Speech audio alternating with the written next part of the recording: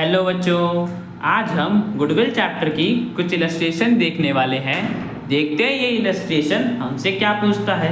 सारा, तारा और जारा तीन पार्टनर्स हैं एक फर्म में जो प्रॉफिट शेयर करती हैं 3:2:1 की रेशो में। उन्होंने एक नया पार्टनर दारा को एडमिट करा है पार्टनरशिप में 1 अप्रैल 2023 को 1/4 शेयर प्रॉफिट्स में, मतलब प्रॉफिट्स का जो भी आएगा उसका 1/4 शेयर दारा को मिलेगा। ठीक है बच्चों, एक नया पार्टनर दारा को एडमिट करा है।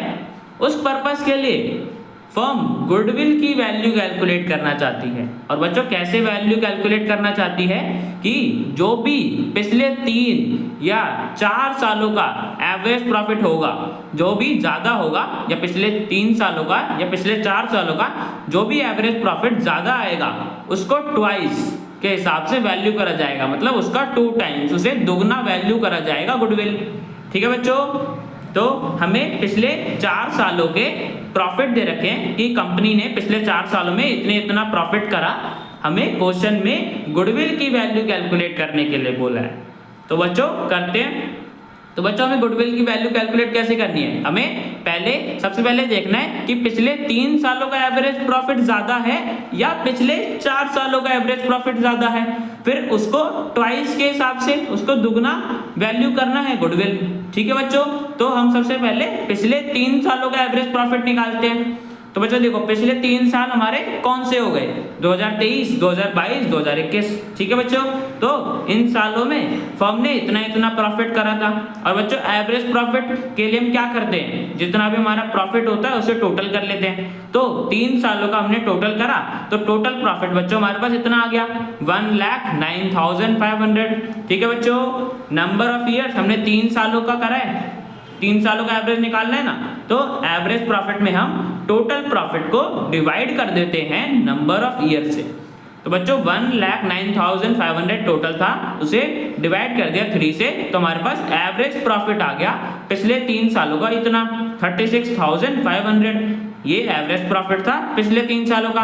अब बच्चों पिछले 4 सालों का भी निकाल लेते हैं। तो चारों सालों में जितना प्रॉफिट करा था वो लिख लिया कि 2023 में इतना करा था, 2022 में इतना था, और ऐसे पिछले 4 सालों का लिख लिया हमने। अब बच्चों इनका भी टोटल निकालते हैं एवरेज प्रॉफिट निकालने के लिए। तो बच्चों टोटल करा, प्लस कर दिया चारों को, तो हमारे पास इतना आ गया टोटल प्रॉफिट 1,51,700। ठीक है बच्चों, और नंबर ऑफ ईयर्स इस बार हमारे 4 थे, बिकॉज हमने पिछले 4 सालों का निकाला है। ठीक है बच्चों, एवरेज प्रॉफिट निकालने के लिए हम डिवाइड करते हैं, तो टोटल को नंबर ऑफ ईयर से डिवाइड कर दिया, तो बच्चों हमारे पास एवरेज प्रॉफिट आ गया 37,925। ठीक है बच्चों, हमारे पास पिछले 3 सालों का भी आ गया और पिछले 4 सालों का भी आ गया। अब बच्चों हमें क्वेश्चन में क्या बोला था कि हमें देखना है कि पिछले 3 सालों का ज्यादा प्रॉफिट है या पिछले 4 सालों का एवरेज प्रॉफिट ज्यादा है। तो बच्चों देखो, पिछले 3 सालों में इतना था और पिछले 4 सालों का इतना था, तो बच्चों पिछले 4 सालों का जो है वो ज्यादा है 37,925। तो हमें इसी का यूज करके इसको ट्वाइस कर देना है, तब हमारे पास, मतलब इसे 2 से मल्टीप्लाई कर देना है, तब हमारे पास गुडविल की वैल्यू आ जाएगी। ट्वाइस बोले हमें, तो बच्चों पिछले 4 सालों का ज्यादा आया जो कि हमारा 37,925 आया। तो बच्चों 37,925 को हम 2 से मल्टीप्लाई कर देंगे, बिकॉज हमें 2 बोला हुआ है, 2 टाइम्स बोला हुआ है। तो बच्चों मल्टीप्लाई करने पे हमारे पास गुडविल की वैल्यू आ जाएगी 75,850। ठीक है बच्चों, हमारे पास गुडविल की वैल्यू आ गई। तो बच्चों ये क्वेश्चन हमारा कंप्लीट हो गया। तो बच्चों चलते हैं नेक्स्ट क्वेश्चन पे। तो बच्चों ये है हमारा नेक्स्ट क्वेश्चन। हरी और कृष्ण 2 पार्टनर्स हैं जो प्रॉफिट शेयर करते हैं 2:1 की रेशियो में। उन्होंने एक नया पार्टनर एडमिट करा है शाम को प्रॉफिट में 1/5 शेयर के लिए। एक नया पार्टनर शाम को एडमिट करा है फर्म में 1/5 शेयर के लिए प्रॉफिट में, मतलब जो भी प्रॉफिट आएगा उसका 1/5 शेयर शाम को मिलेगा। और एक नया पार्टनर एडमिट करा है, तो उसी पर्पस के लिए फर्म गुडविल की वैल्यू कैलकुलेट करना चाहती है। और बच्चों वैल्यू कैसे कैलकुलेट करना चाहती है वो हमें बता रखा है कि 3 years purchase of last 5 years average profit. हमें पिछले 5 सालों का एवरेज प्रॉफिट निकालना है, फिर उसको 3 इयर्स परचेज के हिसाब से वैल्यू करना है। तो बच्चों 3 इयर्स परचेज समझने से पहले हम नंबर ऑफ ईयर्स परचेज समझते हैं। तो बच्चों नंबर ऑफ ईयर्स परचेज का मतलब होता है बच्चों कि कंपनी ने जो पास्ट में एफर्ट्स किए थे, उन्हीं एफर्ट्स के बल पर कंपनी आगे भी प्रॉफिट कमाती रहेगी। ठीक है बच्चों, जैसा कि अब हमें क्वेश्चन में कंडीशन दे रखा है कि पिछले 5 सालों का जो भी एवरेज प्रॉफिट आएगा, कंपनी वैसा ही एवरेज प्रॉफिट अगले 3 सालों तक कमाती रहेगी, रेगुलरली कमाती रहेगी। ठीक है बच्चों, तो हमें 3 इयर्स परचेज का मतलब यहाँ पे यही बोला है कि जो भी पिछले 5 सालों का एवरेज प्रॉफिट आएगा, वैसा ही एवरेज प्रॉफिट कंपनी अगले 3 सालों तक कमाती रहेगी अपने पास्ट एफर्ट्स के बल पर, जो इसने पास्ट में किए थे।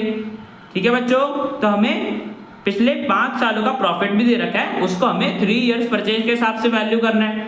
ठीक है बच्चों, तो चलते हैं नेक्स्ट पेज पे।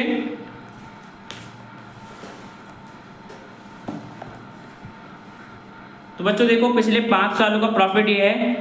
ठीक है बच्चों, यहाँ पे हमें 2016-17 में बच्चों ध्यान रखना ब्रैकेट में दे रखे, और सर बच्चों ब्रैकेट का मतलब क्या होता है कि ये लॉस है, फर्म का उस साल में लॉस हुआ है। ठीक है बच्चों, आगे हमें बोला है कि हमें गुडविल की वैल्यू कैलकुलेट करनी है, एक एडजस्टमेंट को एडजस्ट करने के बाद, जो कि हमें दे रखी है कि जो 2014-15 का प्रॉफिट था वह आया है अब नॉर्मल लॉस चार्ज करने के बाद। मतलब गुड्स फायर से जल गए थे, आग में जल गए थे, और कितने के जल गए थे? 10,000।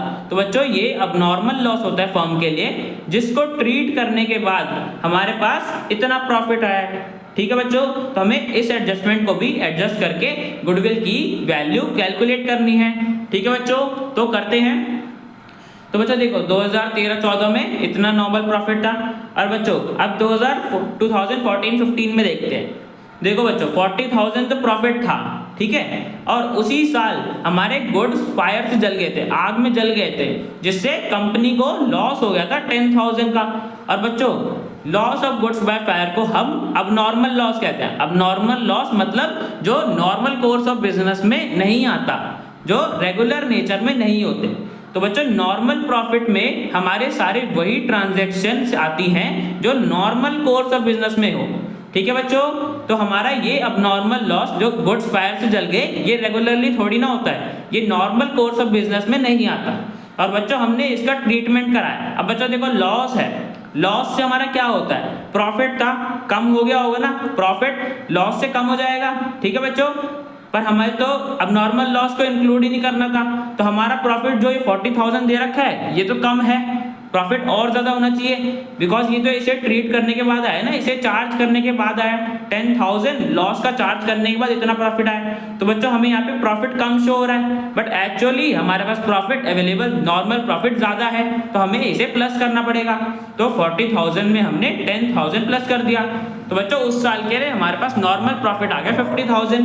ठीक है बच्चों, 2015-16 में इतना प्रॉफिट था, और 2016-17 में फर्म ने लॉस करा था 25,000 का, और 2017-18 में फर्म ने प्रॉफिट करा था 50,000 का।